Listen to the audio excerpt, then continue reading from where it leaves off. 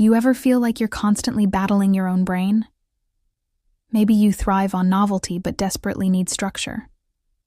Or perhaps you've been told you're disinterested at work, when really you're just understimulated. If any of this sounds familiar, you might be one of the millions of adults navigating life with ADHD. But here is the good news.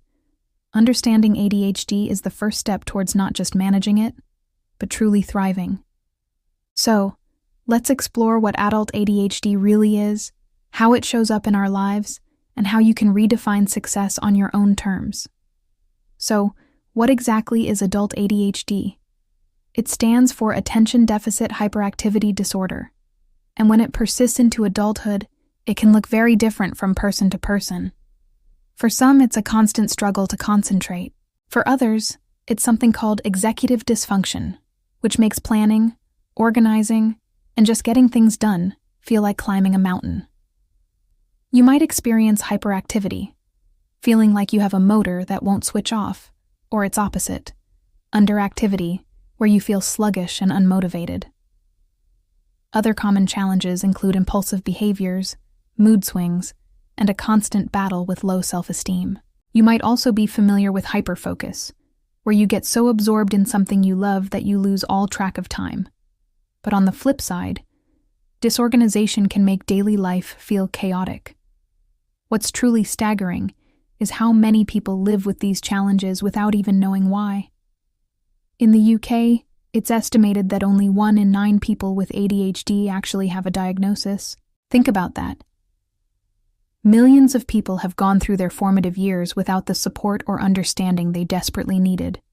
They might have been labeled as lazy, disruptive, or careless. As adults, this can lead to deeply ingrained habits and a sense of being fundamentally flawed. But here is what I want you to hear loud and clear. Challenging doesn't mean impossible. It is absolutely possible to manage adult ADHD and achieve your goals, no matter how big or small. Let's talk about the workplace. Have you ever missed a deadline, gotten easily distracted during a meeting, or rushed through a task only to find you missed important details? Employers might be quick to label this as poor performance or a lack of commitment, but often, these are classic signs of unmanaged ADHD. Someone might appear disinterested, but in reality, their brain is screaming for more stimulation. They might fidget or speak out of turn, not to be rude, but because their brain is wired differently. The incredible thing is, when supported correctly, employees with ADHD can be tremendous assets. Their creativity, ability to hyper-focus on passionate projects, and out-of-the-box thinking can be a superpower for any organization. It's all about shifting the perspective from problem to potential. Now, how does all of this affect our personal idea of success? Living with ADHD means facing unique hurdles. You might feel like you have to work twice as hard as your peers just to keep up, especially in settings that aren't designed for a neurodivergent brain, like long, structured meetings. Over years of struggling silently, this can take a massive toll on your self-esteem. It's easy to start feeling hopeless about your dreams when you feel like you're constantly fighting an uphill battle. This brings us to a concept called masking. Masking is when you consciously or subconsciously hide your ADHD symptoms to fit in and appear more neurotypical. You might force yourself to sit perfectly still in meetings, even though your body is screaming to move. You might rehearse conversations in your head to avoid saying something impulsive. While it can feel like a necessary survival strategy, masking is utterly exhausting.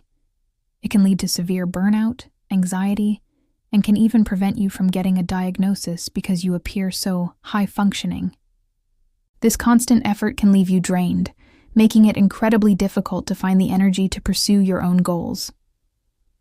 Another huge piece of the puzzle is something called rejection sensitivity dysphoria, or RSD.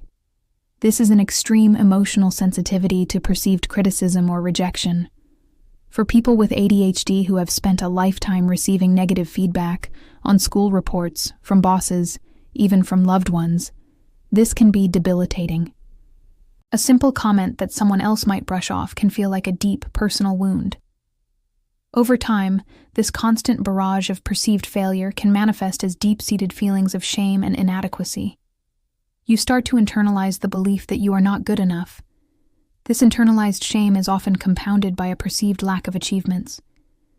When you struggle with focus, procrastination, and forgetfulness, it's easy to look at your peers and feel like you're falling behind. You see others hitting milestones, graduating on time, getting promotions, buying houses, and you wonder why it seems so much harder for you. This comparison game just reinforces those feelings of inadequacy and crushes your confidence, making it even harder to take the next step. Finally, all of these challenges can seriously impact our relationships.